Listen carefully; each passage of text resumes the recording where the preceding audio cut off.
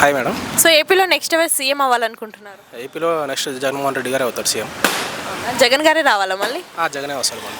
Okay అండి. ఎలా ఉంది పాలన జగన్ గారిది 5 years? పాలన అంతా బాగానే ఉంది. స్టూడెంట్స్కి బాగా బెనిఫిట్స్ ఉన్నాయి. అందరూ బాగానే ఉంటున్నారు. కాదు నచ్చిన వాళ్ళు ఉంటారు, నచ్చిన వాళ్ళు ఉంటారు. మ్యాక్సిమం మళ్ళీ జగనే గెలుస్తాడు.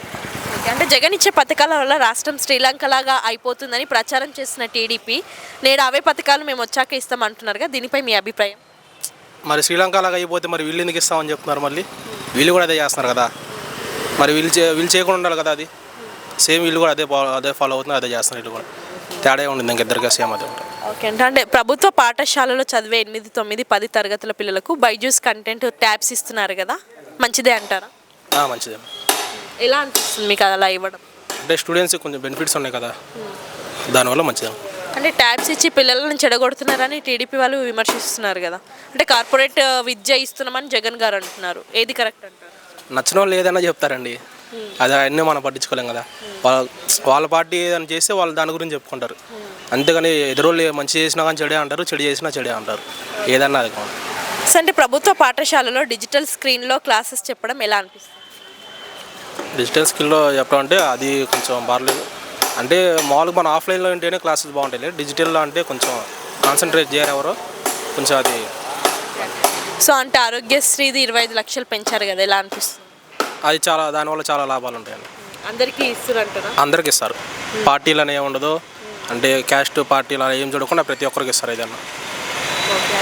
ఆడుదాం ఆంధ్ర అని 26వ తేదీ నుంచి ప్రారంభించబోతున్నారు కదా, దానిపై? అది యూత్కి బాగా ఎంకరేజ్ఫుల్గా ఉండిద్ది. ఎవరిలో ఏ నైపుణ్యం ఉందో అది కూడా బయటకు వచ్చిద్ది. ప్రతి ఒక్కరు ఆడగలుగుతారు, ముందుకు వస్తారు, ఫేస్ చేస్తారు, అందరూ ఏదైనా చేయగలుగుతారు. వాళ్ళ కాన్ఫిడెన్స్ వచ్చింది ఆడదామని. రాష్ట్ర వ్యాప్తంగా ఆటల పోటీలు పెట్టడంపై ఏమనుకుంటున్నారు? ఇది ఒక మంచి కార్యక్రమం అనుకుంటున్నాం మేడం. జగన్ పాలనలో విద్యా రంగానికి, వైద్య రంగానికి ఎక్కువ ఇంపార్టెన్స్ ఇస్తున్నారు అంటున్నారు, నిజమే అంటారు? నిజమే మేడం.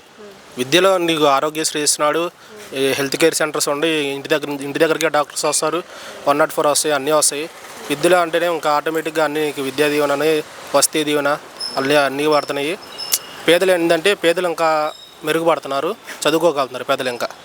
అది సో అంటే సచివాలయ వాలంటీర్ వ్యవస్థ ద్వారా ఇంటి వద్దకే పాలన అంటున్నారు, అది జరుగుతుందా? జరుగుతుందండి, 100% జరుగుతుంది.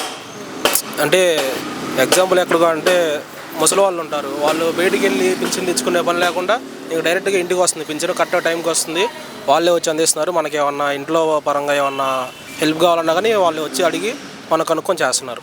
సిట్టింగ్ ఎమ్మెల్యేలను మార్చుతున్నారు కదా, ఆ నిర్ణయం అనేది సరైనదే అంటారా? అదంటే ఇంకా ఆయన ఏం ప్లాన్తో ఉన్నాడు అనేది ఆయనకు తెలిసింది, మనకు తెలియదు కదా. అది మార్పు మంచిదే కదా, ఏదన్నా మార్పు మంచిదే అండి ఏదన్నా.